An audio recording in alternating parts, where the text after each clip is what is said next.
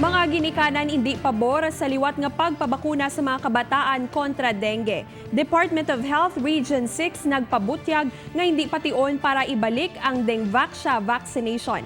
Nakatutok, John Sala live sa Laganes, Iloilo. John? Kate, sa padayon nga pagsaka sang kaso sang dengue sa bugos nga rehiyon sa East, tanan nga pamaagi luyag na obrahon sang tagsa ka ginikanan. Maluwas na lang ang pagpabakuna sa kontrobersyal nga Dengvaxia. Sa piyak sang kontrobersiya sang dengue vaccine nga Dengvaxia, ginpahayag ni Presidential Spokesperson Salvador Panelo nga pabor si Presidente Rodrigo Duterte nga mangin available ang bakuna sa merkado bangod sa nagadata nga kaso sang dengue. Western Visayas sa gihapon ang nagapanguna sa numero sang biktima sang balatian butang nga labi nga nagakinahanglan sang solusyon. Apang hugot ang pagpamalabag sa mga ginikanan nga liwat ibalik ang pagbakuna sa mga kabataan sang kontrobersyal nga Dengvaxia. Hindi man ako kay nadlok man ko nga duro magklamata ito ya sa Manila.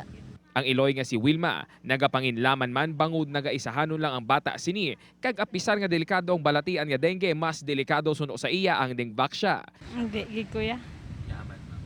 Teki damo na nagkalamatay ang mga kabataan tumo.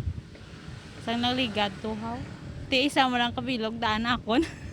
Para naman kay Nelvi, kalimpyo sa panimalay ang matudtuod nga solusyon sa dengue. Siyempre nakulbaan ka na di bala sa mga natabo tuligad nga mga bata to sa Manila nga magkakalamatay tungod sa muna nga inject.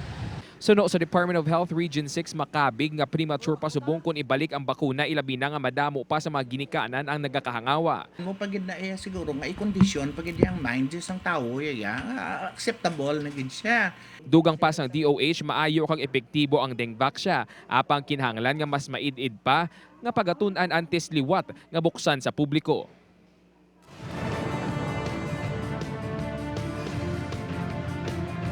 Kate, may mga limitasyon suno sa DOH ang dengue vaccine nga Dengvaxia, butang nga kinahanglan tutukan na isang gobyerno antes ini gamiton liwat.